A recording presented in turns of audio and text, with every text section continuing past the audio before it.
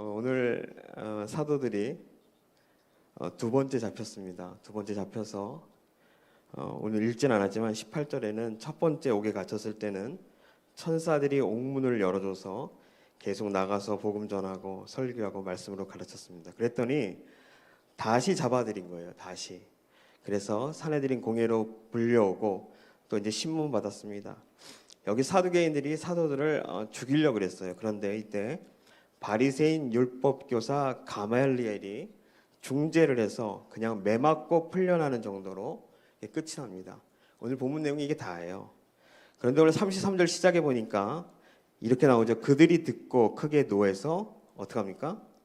사도들을 없이하고자 했으니까 죽이려고 그랬다는 거예요. 죽이려고.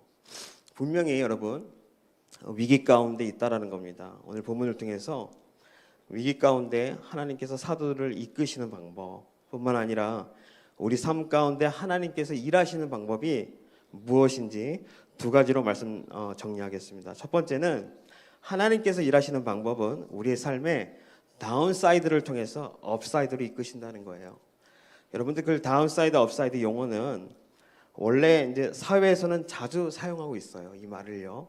특별히 증권가에서 많이 사용하고 있고요. 금융계에서도 많이 사용하고 있고 경제 분야, 사회학, 여러 군데서 쓰고 있습니다. 몇 년 전에 이런 주제로 책이 하나 나왔어요. 불행 피하기 기술. 독일의 CEO들이 모든 CEO들이 가방에 이 책이 한 권씩 다 있다. 이 광고에 속아서 저도 샀습니다. 그런지 안 그런지 모르겠어요. 신앙서적은 아니에요. 그런데 우리 신앙생활에 좀 연결이 될 만한 아주 인사이트들이 많이 있습니다. 우리 인생이 위기 가운데 있을 때 또는 위기 가운데 있지 않을지라도 보통 하나님께서 일하시는 방식을 보니까 전부 다 다운사이드를 통해서 업사이드로 다 이끄신다는 거예요. 이 말을 이해하기 위해서는 몇 가지 좀 예를 들어볼게요. 비행기를 조종하는 나이든 조종사가 있을 수 있죠. 그죠? 그리고 또 하나 비행기를 과감하게 모는 좀 이렇게 대담하게 모는 그런 조종사가 있을 수 있습니다. 그런데 나이가 들었는데도 비행기 조종을 과감하게 하는 사람은 없대요. 비행기를 조종하는 사람들에게 설문조사를 했어요. 비행 조종은 비행기를 잘 몰고 멋지게 운전하는 게 목적이 아니라 그냥 추락하지 않기 위해서 노력할 뿐입니다. 대부분의 조종사가 다 이렇게 이야기했답니다. 제가 예전에 텍사스에 섬기던 교회 청년 중에 그 스피릿 에어라인의 부기장이 있었어요. 지금 기장이 되는지 모르겠는데 제가 제일 궁금한 게 있어요. 이렇게 보면은 체크를 하잖아요. 비행기가 뜨기 전에 이렇게 체크하는 게 많아요. 보니까 기장하고 부기장하고 정말 그렇게 하냐 물어봤어요. 힘들지 않아? 그랬더니 정말 다 그렇게 한대요. 정말 사전 체크리스트가 있고 그 다음에 이륙하기 전에 체크리스트가 있고 심지어 비행기가 정상적으로 가고 있는데 정상 체크리스트가 있고 정상 상태의 체크리스트가 있고 또 약간의 정상 상태를 벗어났을 때 예를 들어서 엔진 유압이 약간 떨어질 때 그때 또 체크리스트가 있다고 합니다. 비상상에서 체크리스트가 또 있어요. 그래서 여러분들 비행 전에 점검하는 모든 부분들이 다 뭘 막기 위한 거냐면 추락을 최대한 막기 위해서 노력한대요. 예를 들어서 날씨가 좋지 않은 악천후에는 비행을 되도록이면 안 하고 안전점검을 하지 않고 비행하지 않기, 필요한 상태에서 비행하지 않기, 충분한 연료 없이 비행하지 않기 이런 다운사이드적인 요소들을 잘 점검하면 비행할 때 느끼는 하늘의 장엄함 여러분들 그 조종사들이 그 보는 광경은 또 다르잖아요. 저희하고 그죠?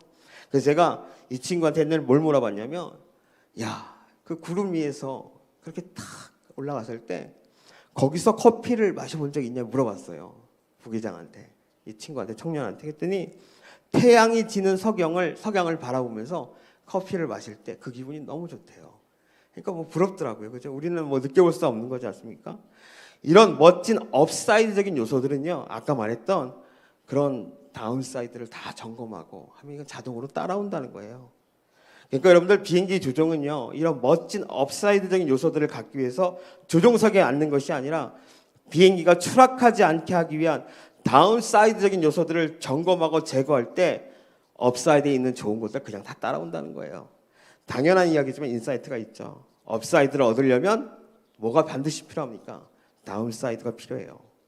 여러분들 근데 이 이론이 오늘날 이야기가 아닙니다. 이거는요, 그리스 로마 중세에 있었던 신학 중에서도 이런 신학이 있었어요. 다운사이드 신학이 있었어요. 영어로는 네거티브 디알로지입니다. 부정신학이라 그래요. 이 신학의 요점이 이런 겁니다. 하나님이 이렇다 저렇다 정의할 수 있잖아요. 예를 들어서 하나님의 좋은 점들, 하나님의 사랑이십니다. 하나님은 은혜의 하나님입니다. 하나님이 인내의 하나님입니다. 하나님은 공의의 하나님입니다. 이렇게 정의하고 말하는 것들이 여러 가지 있을 수 있는데, 그런데 딱히 하나님은 딱 이거 하나입니다. 이렇게 말하기 정말 어렵다라는 거예요. 그런데 분명하게 말할 수 있는 게 한 가지 있다라는 거예요. 뭐냐면 하나님께서 우리 삶 가운데 행하기를 원하는 다운사이드적인 요소들, 하나님께서 우리 삶 가운데 제거해야 되는 그런 다운사이드적인 요소들은 분명히 있다라는 거예요. 이건 분명하다는 거예요. 죄의 문제, 욕심의 문제, 교만의 문제, 정욕의 문제, 내려놓음의 문제, 이런 다운사이드적인 요소를 먼저 우리 삶 가운데 제거하면요, 업사이드에 존재하는 하나님의 영광과 능력은 자연스럽게 그냥 따라온다는 겁니다. 이것은 아주 오래전서부터 이것이 있었대요. 그래서 수많은 철학자, 신학자, 의사, 사회학자, 경제학자, 심지어 요즘에 광고인들까지도 이 다운사이드, 업사이드를 가지고요 계속 연구하는 거예요. 이 사람들은 무슨 연구합니까? 어떻게 하면 인간을 행복하게 만들까? 행복하게 인간을 만드는 요소는, 업사이드적인 요소는 무엇이 있나? 너무 많죠.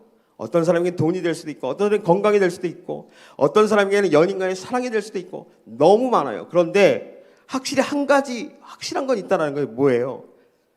행복을 방해하는 다운사이드적인 요소들을 인생 가운데 없앨 때, 예를 들어서 여기 보니까 이런 게 나와요. 술, 마약, 스트레스.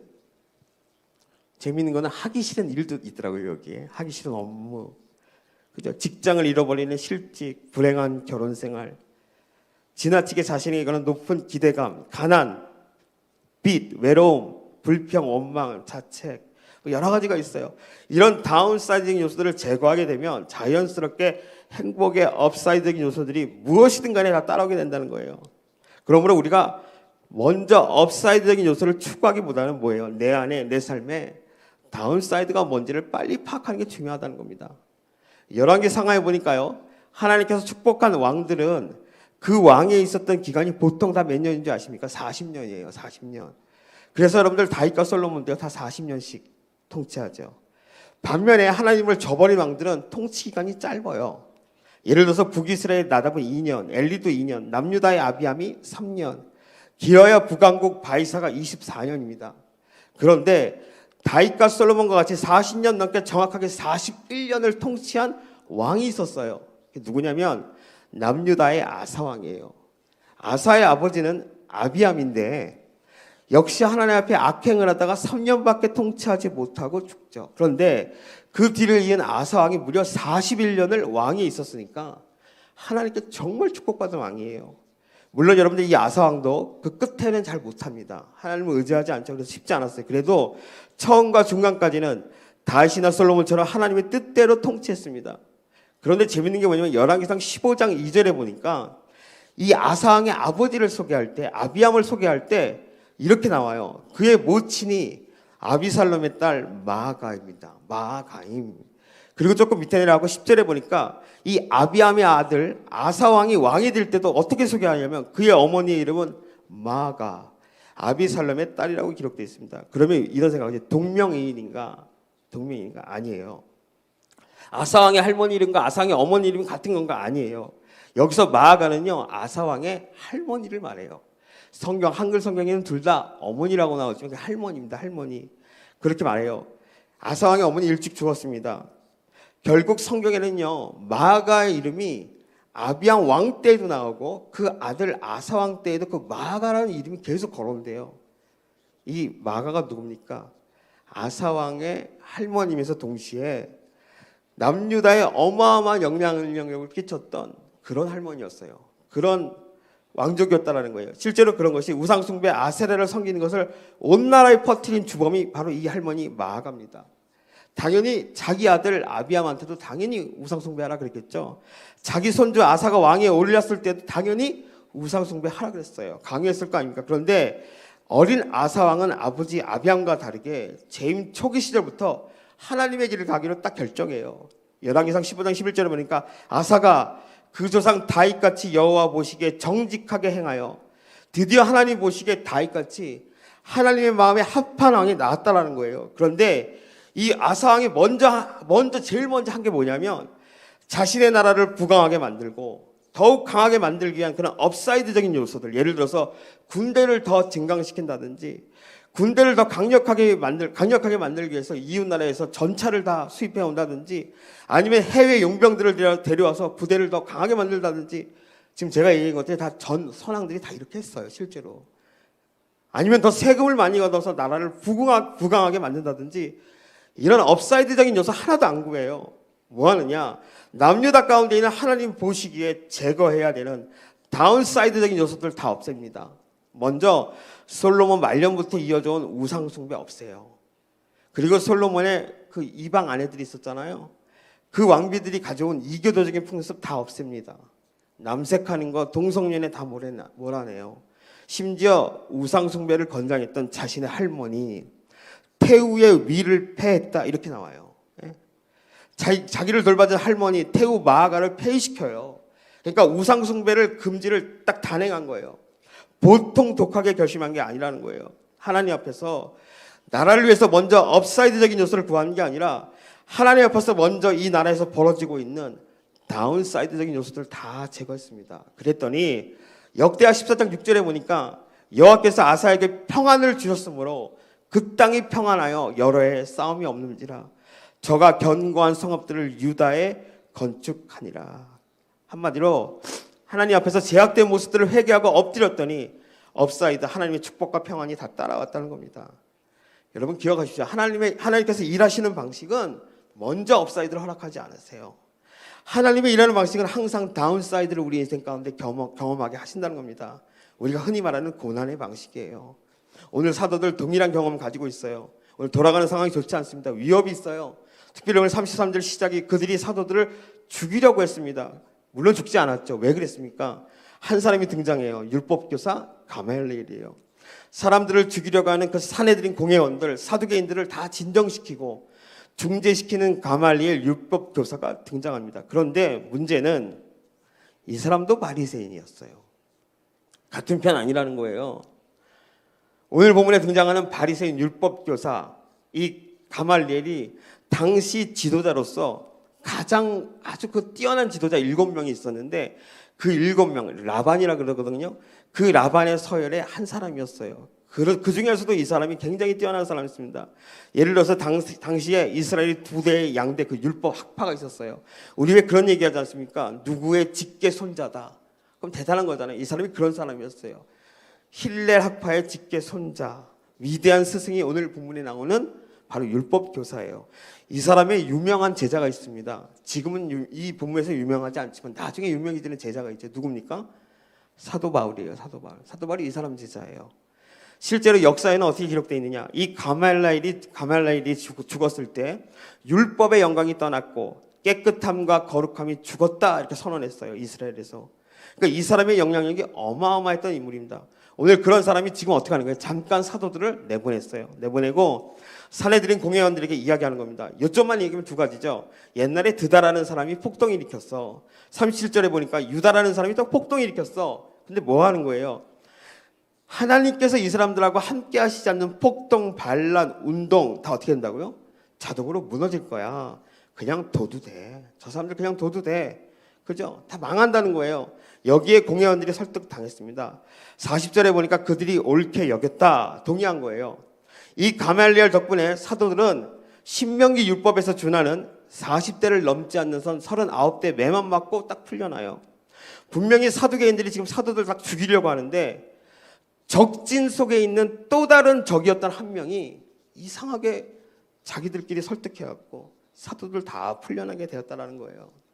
하나님이 기가 막힌 섭리죠.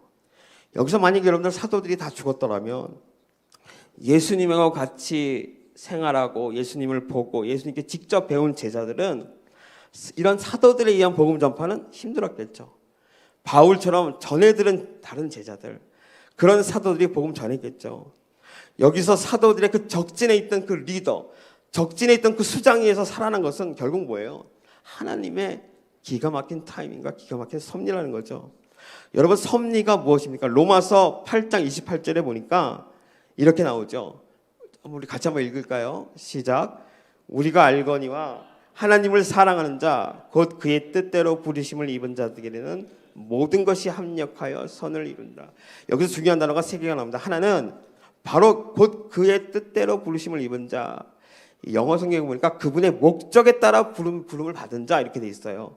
두 번째 중요한 단어가 모든 것이에요. 영어 성경에는 in all things라고 돼 있어요. 그러니까 좋은 것만 있는 게 아니에요. 우리를 하나님께서 어떻게 부르셨냐면 좋은 것에만 부른 게 아니라 슬프고 힘들고 괴롭고 절망적인 것, 고난도 함께 포함이 되어 있습니다. 세 번째 단어가 제일 중요해요. 제가 이 얘기하려고 계속하는 거예요. 합력이라는 단어죠. 이 합력이라는 헬라어에서 영어 단어 시너지가 나왔어요. 시너지란 뭡니까? 공동작용, 동반해서 같이 상승 효과 이런 거잖아요. 정리하면 이렇습니다. 하나님의 목적이 있어서 부르심을 받은 우리 모두의 삶에는 좋은 일만 있는 게 아니라는 거예요. 나쁜 일도 일어나요. 병드는 거 좋지 않지 않습니까? 배신당하는 거, 사랑했던 사람들한테 배신당하는 거 좋지 않아요. 사기당하면 억울하죠. 실패하면 절망이 옵니다. 심지어 죽음도 좋지 않아요. 그러나 이 모든 것들이 이렇게 좋지 않은 것들조차도 하나님의 손에 딱 들어가니까 어떻게 된다고요? 시너지가 나와요. 시너지 효과, 선하게 드러나게 된다는 겁니다. 그러므로 여러분들 성도는요, 결론, 끝까지 가기 전까지는 함부로 평가하고 함부로 해석해서는 안 돼요. 마지막에 달라질 수 있어요. 말씀을 붙든 자, 성령의 능력이 함께하는 사람은 지금 초라해도 반드시 승리합니다. 그게 성경의 원리예요. 그래서 여러분들 고난을 두려워하지 않죠. 요셉 보십시오. 그의 인생에 얼마나 좋지 않은 것들이 많았어요. 우리 중에서 그 짐승 잡는 구덩이에 들어가 본 사람이 있습니까? 누가 쳐넣어서? 그런 걸 경험한 사람 아무도 없습니다. 노예 생활, 감옥 생활, 전부 다 좋지 않은 다운사이드죠. 심지어 이 요셉이 이 모든 일을 17살 때 겪었어요. 그러나 요셉은요, 하나님이 이 모든 것을 합력하여 선을 이루실 거야. 이루셨다. 나의 고난은 하나님의 시너지 효과야. 라는 안목이 있었어요. 창세기 45장 5절과 8절에 보니까 당신들이 나를 이곳에 팔았다고 해서 근심하지 마소서. 한탄하지 마소서. 하나님이 생명을 구원하시려고 나를 당신들보다 먼저 보내셨나이다. 그런즉 나를 이리로 보낸 이는 당신들이 아니고 뭐예요? 하나님이시니라. 요셉은 자기 아픔과 절망과 실패를 하나님께서 사용하시는, 하나님의 손에서 사용되어지는 시너지 효과를 봤다라는 거예요. 이게 믿음입니다. 오늘 주제로 이야기하면 다운사이드를 경험케 하는 것도 하나님의 일하는 방식이라는 거예요. 그러므로 여러분들 업사이드를 먼저 구하지 마십시오. 다운사이드를 경험하고 내 안에 있는 다운사이드가 해결이 되잖아요. 업사이드 그냥 따라온다는 거예요. 오늘 사도들도 이렇게 합력하여 선을 이루시는 그 하나님의 방법, 다운사이드를 통해서 업사이드로 이끄시는 그 인도하심을 경험하고 있다는 겁니다. 이것이 하나님께서 일하시는 첫 번째 방식이에요. 두 번째는 뭐냐? 하나님께서 우리 인생을 다루시는 두 번째 방법은 소망의 확신으로 우리의 삶을 끌고 가신다는 겁니다. 오늘 41절에 보니까 능욕받는 일에 합당한 자로 여기심을 기뻐했다. 사도들이 능욕받는 일은 분명하게 환난이죠. 그런데 이런 고난과 환난에 대해서 그것이 합당하다라고 여겼다 이렇게 되어 있어요.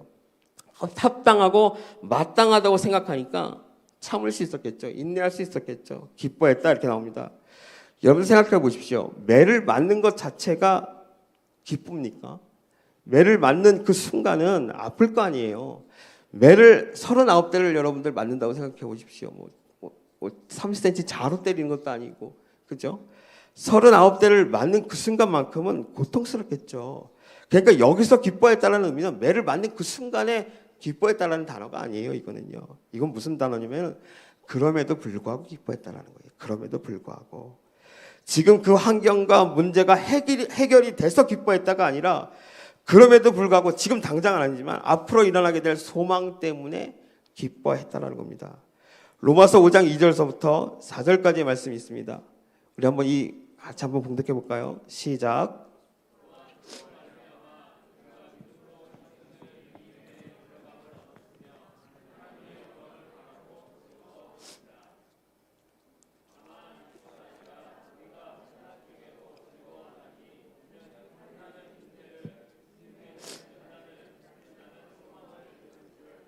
아멘.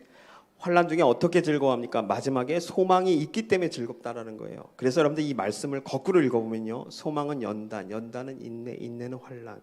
무슨 말이냐면 소망이 있으면 연단 가운데 인내할 수 있고요, 인내가 있으니까, 인내할 수 있으니까 환난이 와도 기뻐할 수 있다는 겁니다. 오늘 41절 사도들도 같은 이야기 하는 거예요. 어떻게 가능합니까? 소망이 있기 때문에. 지금 환난 고난이 있지만 소망이 있기 때문에 인내하며 기뻐할 수 있다는 거예요. 그래서 이 소망이 확실하면 뭘 할 수 있냐면, 오늘 사도들 보니까 42절입니다. 그들이 날마다 성전에 있든지 집에 있든지 예수는 그리스도라고 가르치기와 전도하기를 그치지 아니하니라. 뭐예요? 사명 감당이죠. 소망이 확실하면 사명을 지속시키고 사명 감당을 계속해서 할 수 있어요. 힘든 환난 가운데도 확실한 소망이 있으니까 사명을 위해서 뛸 수 있다는 겁니다. 이 말을 우리한테 적용해서 거꾸로 적용하면, 성도들은 하나님에 대한 소망이 잃어버리면 모두 잃어버려요. 사명도 같이 잃어버릴 수 있다는 거예요. 목적도 같이 잃어버릴 수 있어요. 그럼 뛸 수 없습니다. 사명 감당이 어려워지기 시작해요. 그래서 여러분들 소망이 사라지면 무기력해져요. 뛰기 어렵습니다. 절망 가운데 슬퍼지는 거예요. 그렇기 때문에 인간의 삶은, 특별히 성도의 삶, 어떤 것에 소망을 두고 있느냐에 따라서 그 삶의 질이 완전히 달라져요. 여러분들 역사적으로 인간에게 소망이 있고 하나님에게 소망이 없다라고 강력하게 주장했던 두 사람이 있었어요. 누구냐면 칼 마르크스하고 프로이드입니다. 여러분들 이 사람들이 인간을 철저하게 신봉했어요. 인본주의자들이요, 대표적인 인물이에요. 마르크스는 여러분들 공산당 선언이라는 책을 썼죠. 자본론도 썼어요. 이 두 책 때문에, 이걸 통해서 러시아 혁명의 발판을 딱 만들었어요. 이것 때문에 레닌과 스탈린이 집권할 수 있었죠. 러시아가 소련으로 딱 바뀌어요. 여기에 히틀러도 영향을 받았어요. 그래서 여러분들 실제로 히틀러가 집권을 할 수 있었던 결정적 계기가 스탈린의 도움이었습니다. 마르크스가 이런 말 했어요. 오직 인간에게 소망이 있고 신을 찾는 종교는, 이때 당시에 러시아가 기독교였으니까 하나님이에요. 하나님을 찾는 종교는 인민의 아편, 즉 마약과도 같은 쓸데없는 것이다. 여러분들 이 마르크스가, 이 사람이 없었으면요, 결국 2차 세계대전 안 일어났어요. 냉전 없어요. 한국전쟁 없어요. 베트남 전쟁 없어요. 군비 경쟁으로 인한 핵무기 양상 이런 거 없어요. 모든 출발점이 한 사람의 잘못된 인본주의예요. 인간에게 소망이 있다. 하나님에게 소망이 없다라고 믿었던 잘못된 신념 때문에 생겨났다는 겁니다. 지금은 또 프로이트는 어떻습니까? 이 사람은 오스트리아 빈의 내과의사입니다. 이 사람이 심리학적으로 정신학적으로는, 의학의 업적은 아인슈타인의 거의 버금가인데요. 훌륭한 사람이었어요. 그런데 이 사람도 완전히 인본주의 사상으로 똘똘 뭉쳤어요. 신을 찾는 그런 종교는 보편적인 강박신경증 환자다. 이 사람 말에 따르면은 저와 여러분은 신경쇠약 환자인 거예요. 그렇죠? 심지어 하나님에게 자신을 보호해달라고 기도하며 전능하신 아버지를 소망하고 바라보는 것은 유아적인 소망 때문이다. 프로이드는 오직 인간에게 집중했습니다. 그런데 이 두 사람의 결과가 어땠습니까? 마르크스는 65세에 비참하게 죽었어요.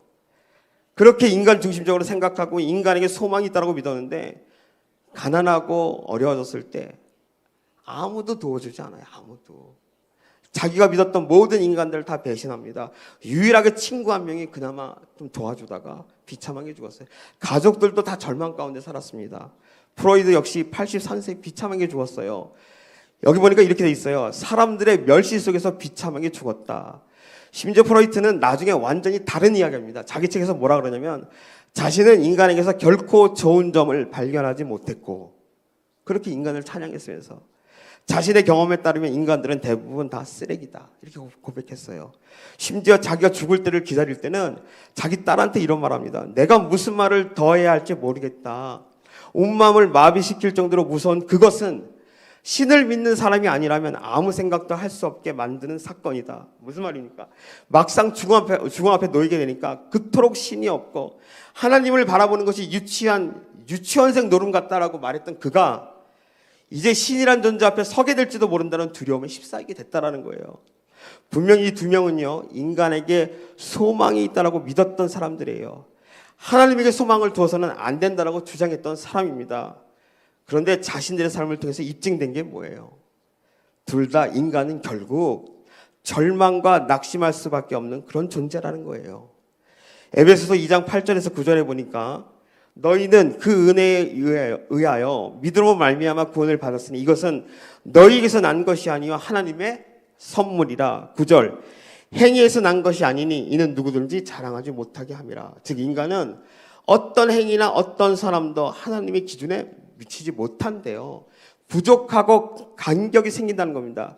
즉 내가 어떠한 선한 행위를 해도 그것으로 구원을 받거나 인간을 완전하게 하지 못한다는 거예요. 무엇이 우리의 간격을 그럼 메꿔줄 수 있습니까? 예수님이죠. 하나님은 우리가 예수님을, 여러분들 생각해 보세요. 우리가 예수 그리스도를 구해서 주신 게 아니란 걸 이해하셔야 돼요. 오늘 2장 8절에, 에베소서 2장 8절에 뭐라 그래요? 하나님의 선물, 그러니까 은혜라는 거예요. 은혜. 왜 주셨습니까? 우리를 사랑해서, 우리를 구원하시기 위해서. 그러므로 우리가 할 일은 믿기만 하면 돼요. 다른 게 없습니다. 믿기만 하면 됩니다. 나의 삶의 간격, 절망, 실망, 이 모든 간격들을 주님을 믿기만 하면 하나님은 예수님으로 우리의 그 구멍난 간격을 메워주신다는 거예요. 즉 예수 그리스도만이 뭐예요? 우리의 소망이 되신다는 겁니다. 여러분 그거 아십니까? 의학계에서는, 과학계에서는 소망이라는 단어를 사용하지 않는데요. 소망 대신에 그럼 무슨 단어를 쓰냐? 낙천적 사고, 이 단어를 쓴대요. 영어로는 wishful thinking이라고 돼 있어요. 근데 이 용어를 소망이라는 그 단어 자체는 쓰지 않는다는 거예요. 그래서 여러분들 실제로 그 브리테니커 백과사전에 사랑이라고 검색하면 딱 나와요. 단어 뜻이. 믿음이라고 검색하면 딱 나와요. 근데 소망하면 안 나와요. 신기하죠? 한번 가서 해보세요. 혹시라도 바뀌었으면 알려주십시오. 저한테. 과학과 의학계에서는 의도적으로 소망이라는 단어를 피하려고 하고 있대요. 하지만 지난 30년간 의학계의 보고에 따르면 소망이 병을 낫게 하는데 큰 도움을 준다는 그런 어마어마한 보고가 다 사실로 드러나고 있답니다. 그럼에도 불구하고 소망이라는 단어를 싫어한대요. 왜 그럴까? 이게 궁금한 거예요. 왜 소망이라는 단어를 싫어할까? 소망이 뭐길래? 로마서 8장 24절 한번 다 같이 읽을까요? 로마서 8장 24절 시작. 우리가 소망으로 구원을 얻었으며 보이는 소망이 소망이 아니니 보는 것을 누가 바라리요. 무슨 말입니까? 소망이란 단어 자체가 뭘 내포하고 있죠? 보이는 소망은 소망이 아니고 보이지 않는 것을 바라는 것이 소망이다. 즉 소망은 믿음을 내포하고 있어요. 그래서 웹스터 사전에 보니까 소망을 이렇게 정의했습니다. 바라는 것은 이루어질 수 있다라고 믿는 것. 즉 소망에는 반드시 연결되어지는 부분이 있어요. 바로 뭐냐면 하나님에 대한 믿음이라는 거예요. 그래서 여러분들 과학과 의학계는 이걸 쓸 수가 없는 거예요. 이 단어는. 왜요? 뭐하고 연결되어 있어요? 신에 대한 믿음. 절대자에 대한 믿음을 소망이라는 단어가 내포하고 있어서 그런 겁니다. 소망이라는 단어에는 하나님을 믿고 신뢰해야 된다는 믿음이 깔려 있어요. 그래서 여러분들 지금 보이진 않지만 그것이 보이는 것처럼 바라보는 게 소망이라는 겁니다. 그런 의미에서 소망의 다른 말은 믿음이에요. 믿음이 없는 소망은 없어요. 또 소망이 없는 믿음도 없다는 얘기예요. 믿음이 정말 있으면 그 안에 뭐가 있어요? 소망이 존재합니다. 정말 소망이 있으면 그 안에 뭐가 있어요? 하나님에 대한 믿음도 존재한다는 거예요. 그러므로 성도는 소망을 회복하고 다시 가지면 살 수 있다는 거예요. 그런데 여러분들 이게 쉽지 않습니다. 말은 쉽죠. 특히 환경이 좋지 않을 때, 절망과 낭망이 찾아올 때는 더욱더 소망을 갖는 게 어려워요. 쉽지 않습니다. 여러분들 C.S. 루이스 잘 아시죠? 아내가 죽었어요. 너무 사랑했거든요. 이 두 사람의 사랑이 참 우여곡절이 많았는데 너무 사랑했는데 또 죽어요. 아내가. 그래서 여러분들 낙심과 절망 가운데 살죠. 헤아려본 슬픔이라는 책에 보니까 구구절절 삶 가운데 소망이 없다라고 고백을 해요. 이 믿음이 위대한 사람인데 이 사람이. 그러다가 다시금 하나님을 발견하게 됩니다. 그런데 재밌는 게 C.S. 루이스가 하나님을 다시 발견하고 그 예수님의 소망을 다시금 깨달았을 때를 이렇게 표현해요. C.S. 루이스가 믿음을 다시 붙들었다가 아니라 믿음이 C.S. 루이스를 붙들었다 이렇게 표현했어요. 이 문장의 차이를 깨닫습니까? 사실 우리는요, 우리 스스로 믿음을 유지하고 다시 붙들 수 있는 그렇게 강한 존재가 아니라는 거예요. 그렇게 강한 존재면 애초에 넘어지지도 않겠죠. 우리가 연약할 때에도 어떻게 한다는 거예요? 하나님께서 우리에게 다시금 소망과 믿음을 붙들 수 있는 그 힘과 용기를 주신다는 겁니다. 그러므로 승리하려면 제일 먼저 해야 되는 게 있어요. 제일 먼저 뭐냐? 내 안에, 내 자신한테, 내 스스로에게는 소망이 없음을 빨리 깨달아야 돼요. 인간에게 소망이 없다라는 거예요. 누구에게 있습니까? 오직 하나님에게 그 모든 것이 있다라는 겁니다. 우리 로마서 15장 13절 마지막으로 한번 다 같이 읽겠습니다. 시작.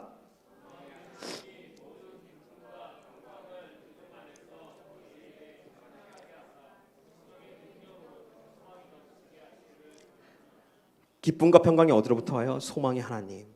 어떻게 기쁨과 평강이 넘치게 돼요? 성령의 능력. 결국 무엇을 하면 됩니까? 그냥 계속 하나님을 구하시면 되는 거예요.